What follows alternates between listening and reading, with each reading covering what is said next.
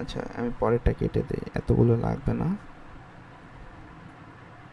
এই ম্যাথটা দেখো আরেকটু যাতে এক্সারসাইজ ভালো মতো হয়, হ্যাঁ, মানে প্র্যাকটিসটা। তো এখানে বলছে 42 minute, T equals to 42 minute ধরে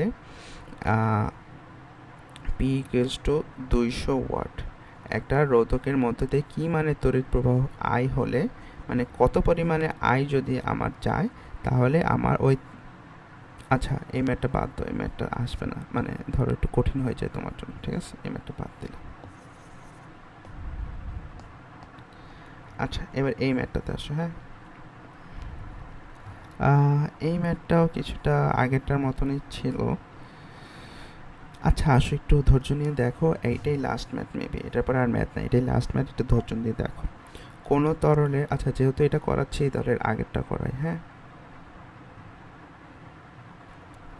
আচ্ছা এখানে বলছে কি পরিমাণে তোমার আই হলে তোমার 7.5 কেজি পানিকে 0 ডিগ্রি থেকে স্ফুটনাঙ্কে, মানে স্ফুটনাঙ্ক কত, 100 ডিগ্রি টেম্পারেচারে উন্নত করা যাবে।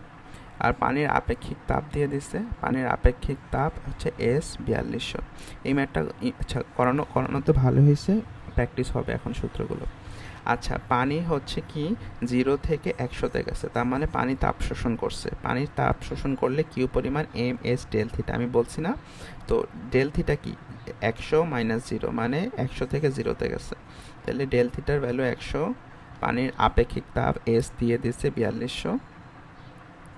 আচ্ছা এই ম্যাথটা প্র্যাকটিস হয়েছে, ভালোই হয়েছে, যে একটু আগে তো এস দিয়ে আমরা একটাও ম্যাথও করিনি, এখানে এস এর ভ্যালু আর এম কত দেওয়া 75, তার মানে এত পরিমাণে তাপ পানির গ্রহণ করতে হবে 0 থেকে 100-তে গেলে। আর এই তাপটা কে প্রোভাইড করবে, এই যে বৈদ্যুতিক হিটার, এটা ধরো একটা হিটার থাকে না যেটাতে আমরা পানি গরম করি, সেটাই কি পরিমাণে কারেন্ট গেলে আমাদের পানি 0 থেকে 100-তে যাবে। তো এখানে আমরা কাজটা জানতে পারি, H equals to I square R T, হ্যাঁ। কারণ এইচ মানে কি তাপ, তো তাপ হচ্ছে কি এই পরিমাণ তাপ প্রডিউস করতে হবে, তাহলে এইটা তাপ 4200, এইচ মানেই তাপ, কিউ আর এটাই কাজ, তিনটাই সেম জিনিস, ঠিক আছে, ইন্টু 100, এই তাপটা প্রডিউস করবে কে, আই স্কোয়ার আর টি, ঠিক আছে, আই স্কোয়ার আর টি। তো এখানে আমাদের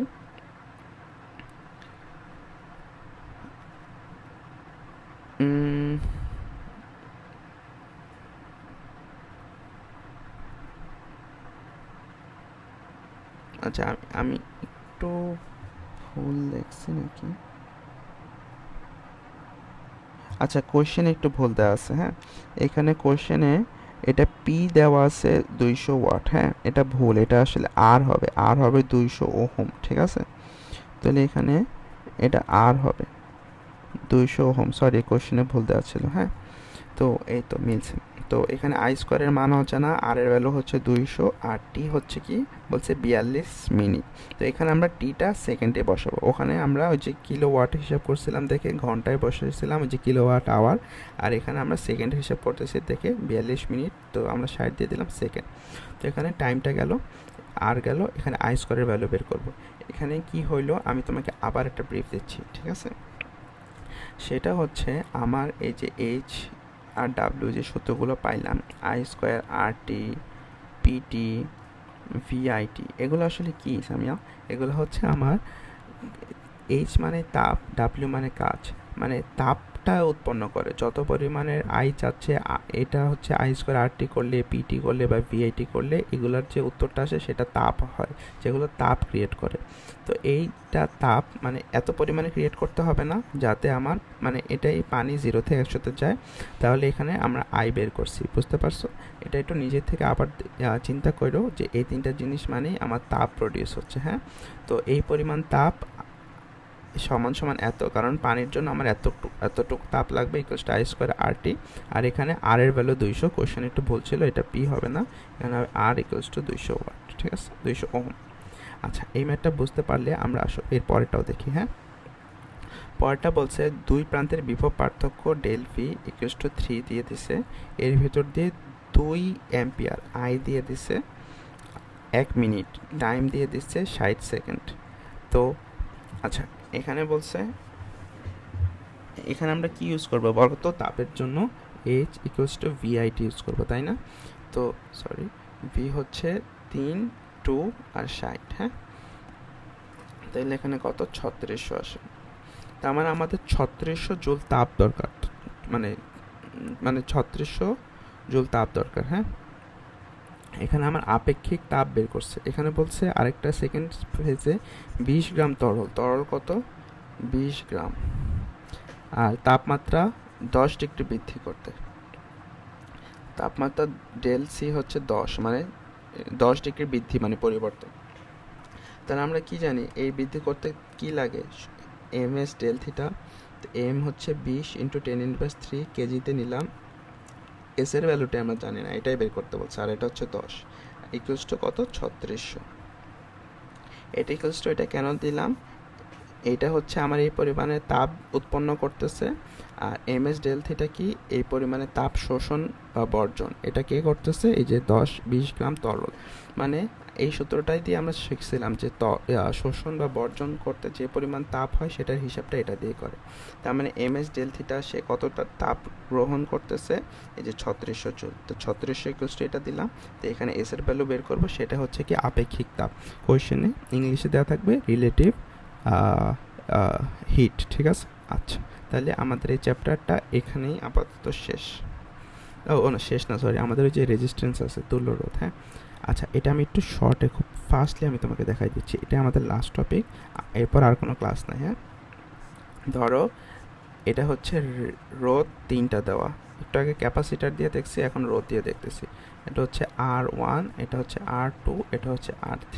এটা সিরিজে দেওয়া, সিরিজে মানে শ্রেণীতে দেওয়া, এটা একভাবে দেওয়া, আর এটা হচ্ছে রোধ এইভাবে দেওয়া, এটা হচ্ছে প্যারালালি দেওয়া, হ্যাঁ? ভোল্টেজ দেওয়া প্যারালালি।